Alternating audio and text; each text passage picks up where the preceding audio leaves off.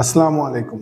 আমি doctor Manzar east West মেডিকেলে সহযোগী অধ্যাপক হিসাবে ইউরোলজি বিভাগে কর্মরত আছি। আজকের আলোচনার বিষয় মহিলাদের বারবার প্রস্রাবের ইনফেকশন বা মহিলাদের প্রস্রাবের ইনফেকশন বা ইউটিআই রোগ নিয়ে।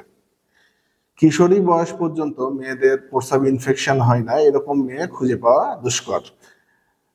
মহিলারা বা মেয়েরা সবচেয়ে বেশি ইউরোলজি ডাক্তারদের কাছে আসে মূলত প্রস্রাবের ইনফেকশন বা ইউটিআর সমস্যা নিয়ে।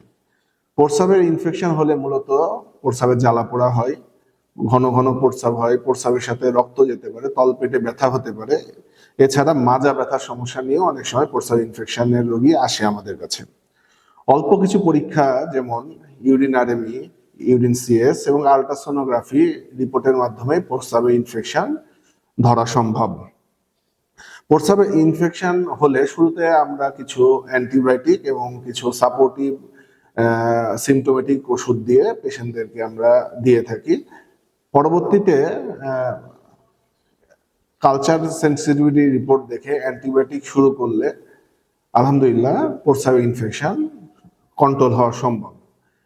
মেয়েদের যাদের বারবার প্রস্রাব ইনফেকশন হয় তাদেরকে আমরা কিছু পরামর্শ দিয়ে থাকি প্রিভেন্টিভ মেজার্স হিসাবে, যে এই পরামর্শ মানলে তার বারবার ইনফেকশন হবে না। এই পরামর্শের মধ্যে 1 নাম্বার হচ্ছে বেশি করে পানি খেতে হবে। 2 নাম্বার, প্রস্রাব যেন আটকে রাখা যাবে না। প্রস্রাব মাসিকের সময় একই প্যাড দীর্ঘ সময় 6 ঘন্টার বেশি ব্যবহার করা যাবে না।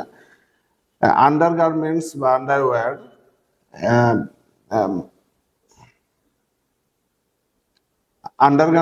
আন্ডারওয়্যার একটি একাধিক দিন পরপর ব্যবহার করা যাবে না। আর পরিষ্কার পরিচ্ছন্নতার ক্ষেত্রে প্রস্রাব পায়খানার পরে আগে প্রস্রাবের রাস্তা পরিষ্কার করতে হবে, তারপরে পায়খানার রাস্তা পরিষ্কার করতে হবে। পায়খানার রাস্তা পরিষ্কারের সময় অবশ্যই টিস্যু ব্যবহার করতে হবে।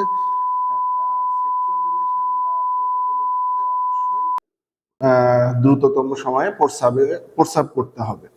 এই নিয়ম কানুন যদি মেনে চলা হয় তাহলে মেয়েদের যে ঘন ঘন প্রস্রাবের সমস্যা, এই প্রস্রাবের সমস্যা হবে না। প্রস্রাবের সমস্যা যদি হয় দ্রুত ইউরোলজি অথবা নেফ্রোলজি ডাক্তারের পরামর্শ নিতে হবে। আমাদের ইস্ট ওয়েস্ট মেডিকেলে ইউরোলজি নেফ্রোলজি বিভাগে বিশেষজ্ঞ ডাক্তাররা আছেন। সকলকে